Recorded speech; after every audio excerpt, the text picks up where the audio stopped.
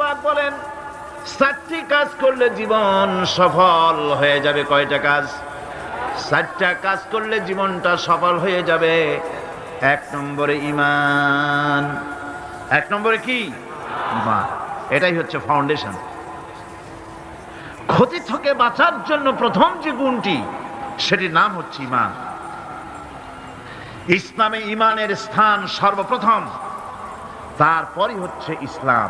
ঈমান আগে, তারপরে কি? ইসলাম। ইসলাম হচ্ছে বীজ, ঈমান হচ্ছে বীজ, আর ইসলাম হচ্ছে চারা, গাছ। এটা হচ্ছে ভিত্তি। এই ভিত্তিকে সর্বপ্রথম মজবুত করতে হবে। ঈমানের ভিত্তি, ঈমানের ভিত্তি দুনিয়ায় ঈমানের আহ্বান জানাবার জন্যই আল্লাহ রাব্বুল আলামিন সমস্ত নবী এবং রাসূলদেরকে পৃথিবীতে পাঠিয়েছেন ঈমানের আহ্বানের জন্য। দুনিয়ার সমস্ত নবীদের দাওয়াত ছিল ঈমানের দাওয়াত। কিসের দাওয়াত? এই ঈমানের দাবিটা আসছে, এই দাওয়াতটা এসেছে আল্লাহর কাছ থেকে। কার কাছ থেকে? দেখুন, পৃথিবীর ভিতরে কোন নবীদের কথার সাথে আরেকজন নবীর কথার কোনো বৈপরীত্য হয় নাই। সমস্ত নবীদের কথা একরকম ছিল। কয় রকম?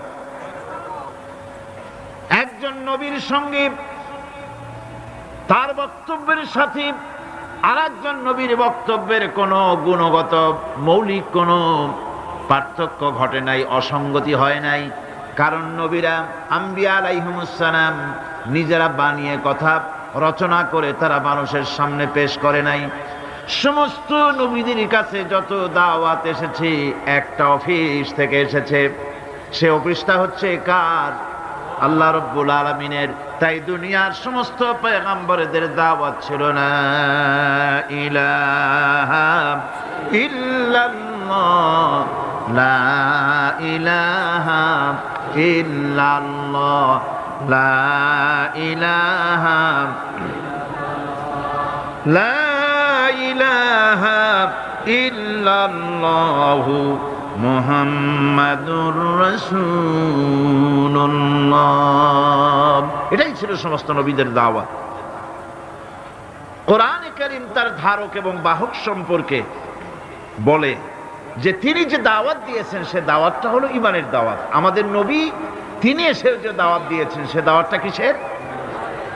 কোরআনে কারীম বলছি, রব্বানা ইন্নানা সামি'না মুনাদিয়ান ইউনাদি লিল ঈমান।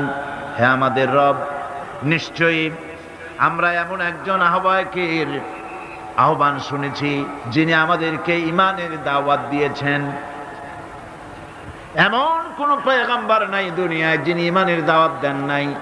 সকলেই ঈমানের দাওয়াত মানুষের সামনে, বিশ্ববাসীর সামনে পেশ করেছেন।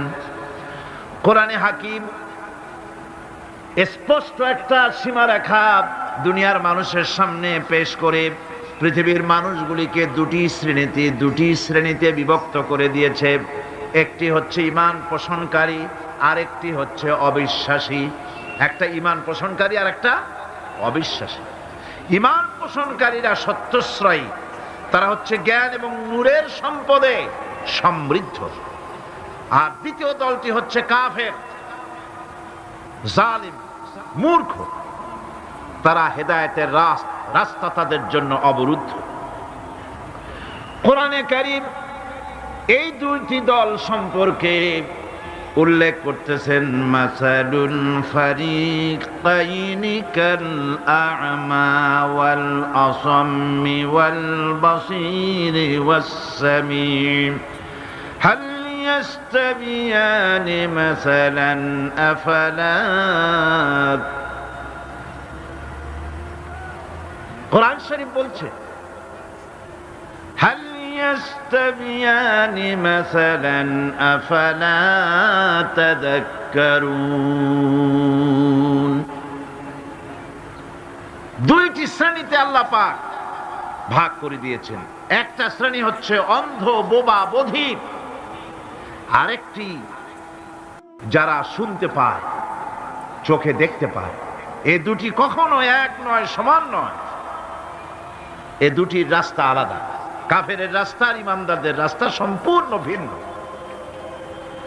আল্লাহ রাব্বুল আলামিন ঈমান এবং কুফরের পার্থক্য বলে দেওয়ার জন্য গোটা মানব জাতির মধ্যে স্পষ্ট করে বলেছেন, লা ইকরাহা ফিদ-দীন ক্বাদ তাবায়্যানার রুশদু মিনাল গায়ব।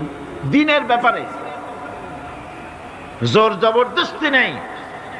এখানে হেদায়েতের পথ এবং গোমরাহি, হেদায়েতকে গোমরাহির পথ থেকে সম্পূর্ণ আলাদা করে দেওয়া হয়েছে। লা ইকরাহা ফিদ-দীন, দ্বীনের ব্যাপারে কোনো জোর জবরদস্তি নেই। যারা ধর্মনিরপেক্ষবাদী তারা এই আয়াতটাকে নিজেদের মতবাদকে প্রতিষ্ঠার লক্ষ্যে অনেক সময় কাজে লাগায়। দুটি আয়াতকে তারা বেশি ব্যবহার করে। একটা হচ্ছে লাকুম দীনুকুম ওয়ালিয়া দীন, আর একটা হচ্ছে লা ইকরাহা ফিদ-দীন। এই দুইটি আয়াতকে ধর্মনিরপেক্ষবাদীরা ব্যবহার করে। এই দুটির কোনটি তাদের আদর্শকে বোঝাবার লক্ষ্যে ব্যবহারের কোনো সুযোগ নাই। লা ইকরাহা ফিদ-দীন, ধর্মের ব্যাপারে কোনো বাড়াবাড়ি নাই, জোর জবরদস্তি নাই। এ কথা বলা হয়েছে এই কারণে যে কোন বিধর্মীকে, অমুসলিমকে ভয় দেখিয়ে, লোভ দেখিয়ে অথবা কোন ক্রমে কোন প্রকার চাপ সৃষ্টি করে তাকে মুসলমান বানানো যাবে না। এমনকি সূরা তওবার মধ্যে এসেছে, যুদ্ধ চলাকালীন সময়, জিহাদ চলাকালীন সময় কোন অমুসলিম যদি ইসলাম জানার জন্য তোমাদের তাঁবুতে আসে, তাহলে তুমি তাকে ইসলাম বুঝাও। ইসলাম শোনার পরে যদি মেনে নেয় ভালো কথা, আর যদি না মানে তাকে তার তাঁবু পর্যন্ত ফিরে যেতে চাও, ফিরে যেতে দাও। মাঝপথে তাকে আক্রমণ করা যাবে না। ধর্মের ব্যাপারে কোনো বাড়াবাড়ি নাই। লা ইকরাহা ফিদ-দীন, এর দ্বারা ধর্মনিরপেক্ষতার কোনো কথা বোঝানো হয়নি।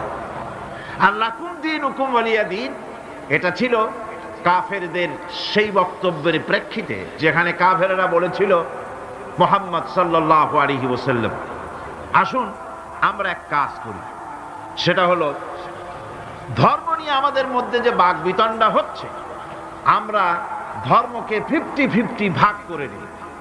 কিছুদিন আমরা গিয়া আপনার আল্লাহরে সেজদা দেই, আর কিছুদিন আপনারা আমাদের মূর্তিগুলিকে প্রণাম করুন।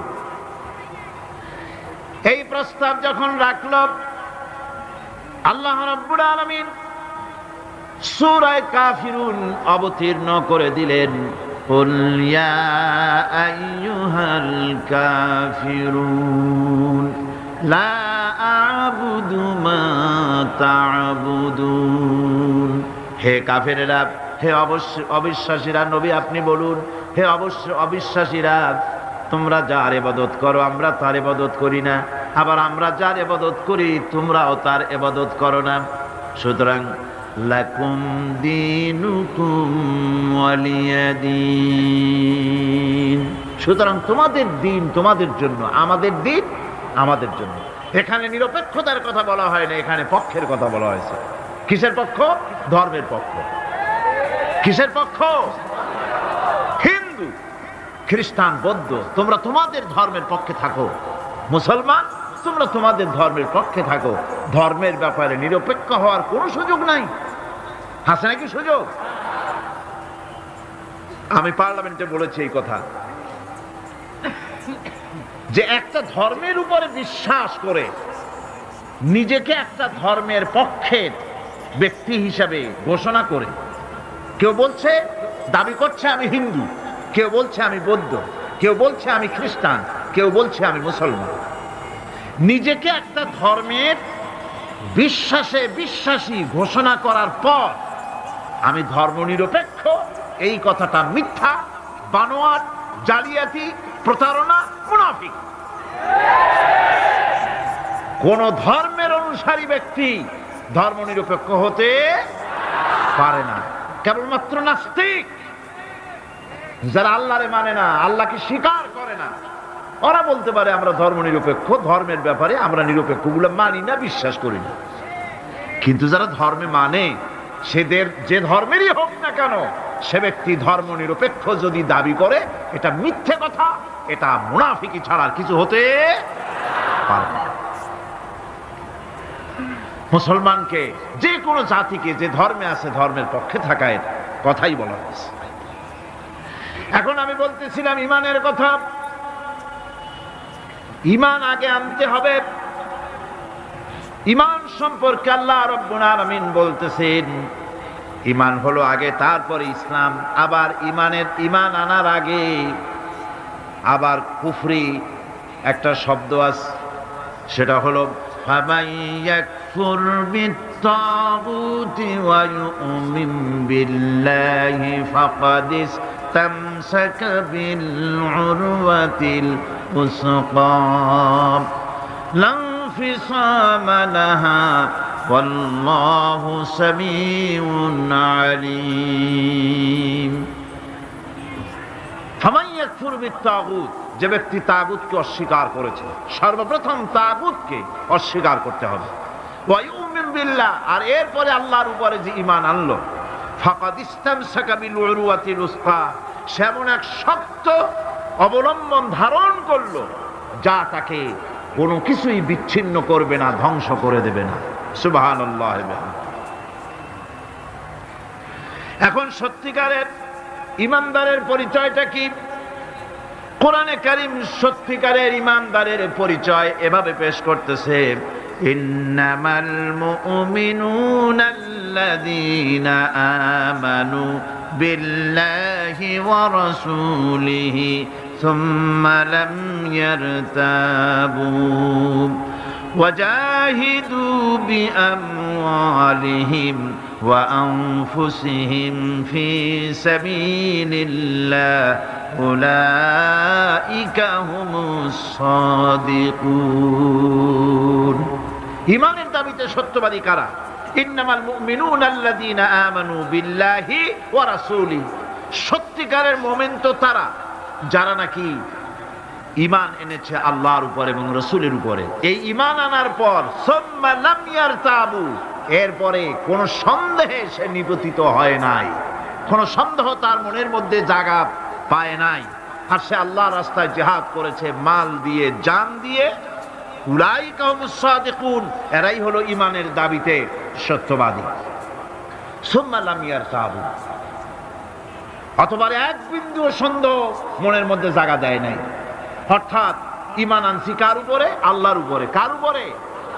আর তার রাসূলের উপরে। আল্লাহ এবং রাসূলের উপরে ঈমান আনার পর যারা আল্লাহ এবং রাসূলের বিধান জীবনের সকল ক্ষেত্রে মানতে পারে নাই, তারাই সন্দেহে নিপতিত হয়েছে।